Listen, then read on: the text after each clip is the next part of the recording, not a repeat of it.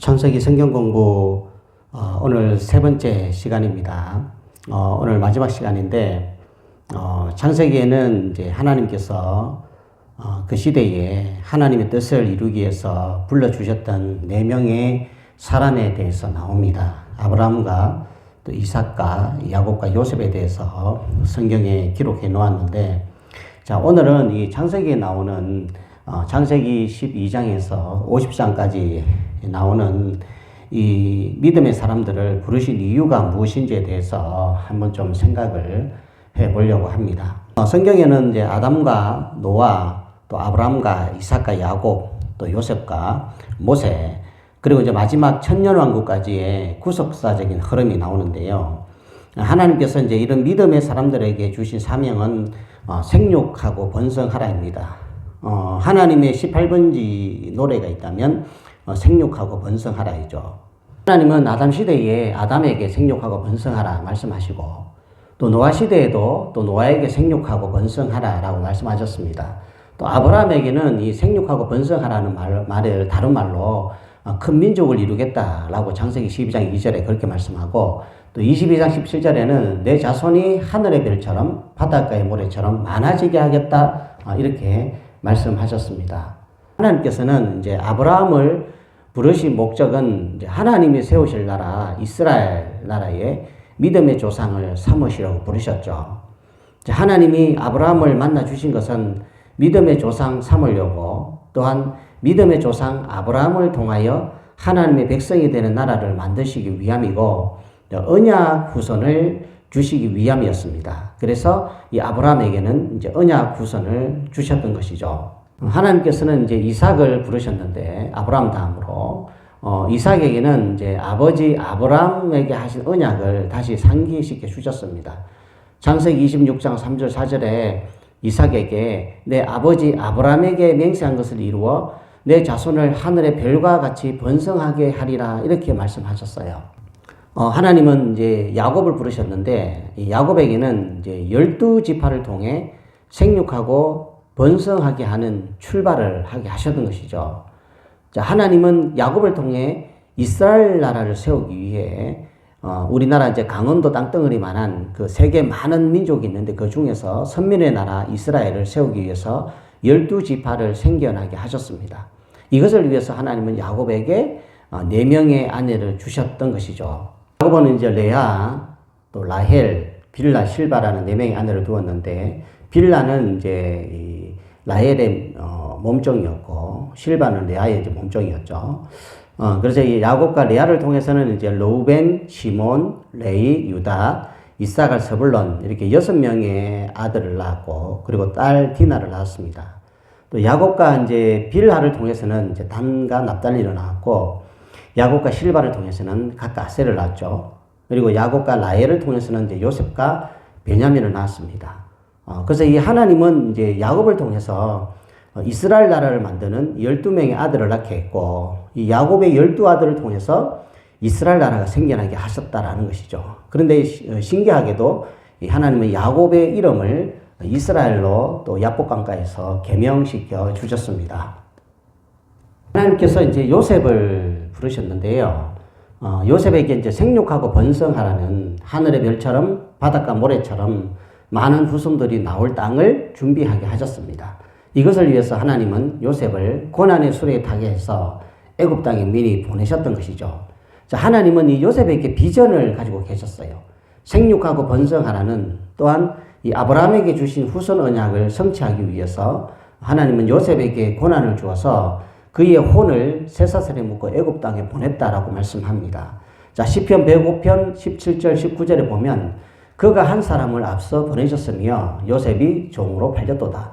그의 발은 차고를 차고 그의 몸은 쇠사슬에 매였으니 곧 여호와의 말씀이 응할 때까지라. 그의 말씀이 그를 단련하였도다, 이렇게 말씀합니다.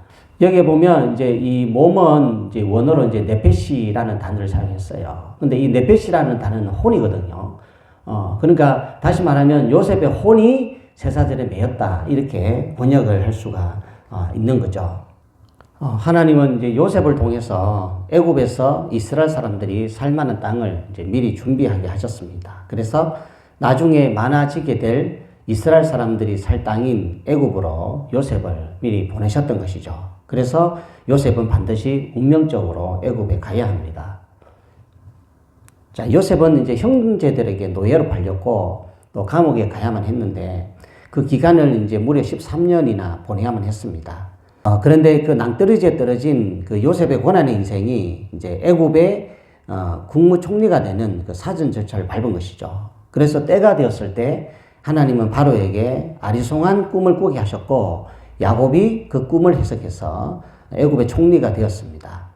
자, 요셉이 이제 애굽을 치리하는 이제 총리가 되었을 때 결국 70명인 아버지의 형제들 또 가축들 모두 애굽으로 불러와서 이렇게 했던 것이죠. 자, 이것이 이제 나중에 모세가 출애굽할 때까지 430년간 안전하게 이스라엘 백성들이 거처하고 보호받을 땅을 하나님이 요셉을 애굽으로 미리 보내게 하셔서 이제 예비하게 하신 것이죠. 결국에 이 요셉을 통해서 애굽에 사는 이스라엘 백성이 200만 명이 되는 인구를 만들려고 야곱의 12아들과 그 자녀들 70명을 미리 애굽 땅에 정착해서 살게 하셨다라는 거예요.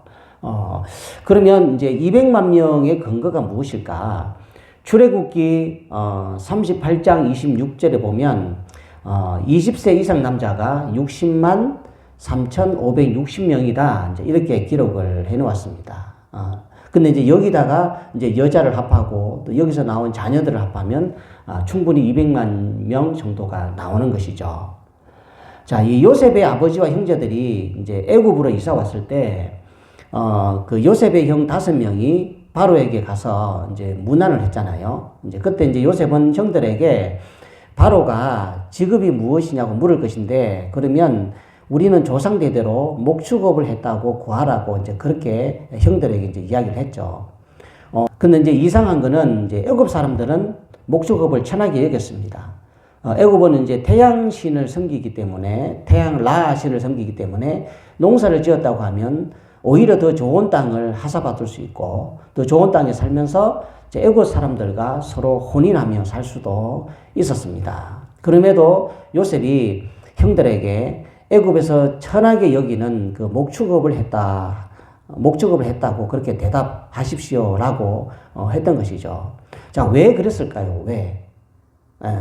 그것은 이제 애굽 사람들과 이 하나님의 백성, 이 이스라엘 사람들이 서로 통혼해서 여자의 후손과 뱀의 후손이 섞이지 않게 하기 위해서였습니다.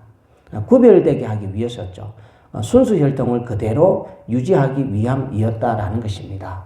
결국 이제 이 하나님은 모세를 통해서 번성하라는, 생육하고 번성하라는 이것을 이루기 위해서 모세 그 당시에 200만 명으로 늘어난 이스라엘 백성들을 하나님께 예배하는 민족으로 삼으시려고 애굽에서 이제 광야로 떼어내셨던 것이죠. 이 생육하고 번성하라라는 이 명령이 이제 천년왕국 때 이제 이렇게 드디어 이루어지는 것입니다. 이것을 이제 이루기 위해서 하나님께서는 아담부터 노아, 또 아브라함과 이삭과 야곱, 요셉을 거쳐서 모세를 거쳐서 생육하고 번성하라는 이 명령이 계속 흘러가게 하셨던 것이죠.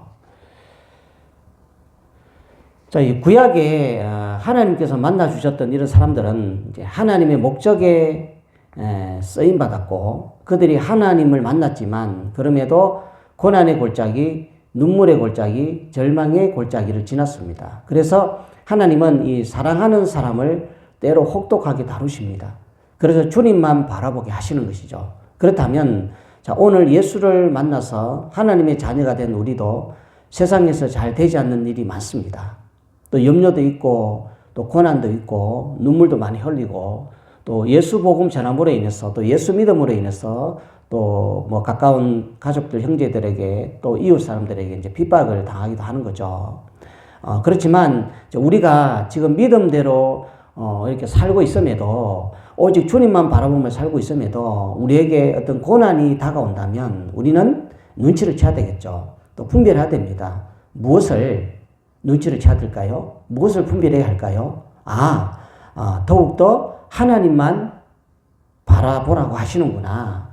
이 사실을 우리가 알고 꾸준하게 지금 우리가 걸어왔던 그 믿음의 길을 천국 갈 때까지 그 믿음의 길을 걸어가야 합니다. 그래서 우리의 인생이 사탄의 도구로 사용되지 않고 늘 천국 갈 때까지 하나님께서 기뻐하시는 선한 도구로 우리가 사용되어야 하겠습니다. 자, 이제 오늘 세 번째 시간을 통해서 이제 창세기 1장부터 50장까지 간략한 창세기에 나오는 흐름을 좀 살펴보았습니다. 그래서 우리가 창세기라는 책이 어떤 책인지를 바로 알고 믿음의 출발을 해야 되고, 그리고 우리의 신앙 고백이 태초에 하나님이 천지를 창조하셨다는 이 창세기 이 말씀에서 시작이 되어야만 그 나머지 구약의 모든 성경 또 신약 시대까지 그 모든 성경을 우리가 바르게 이해할 수 있고 바른 믿음의 길로 나아갈 수가 있습니다.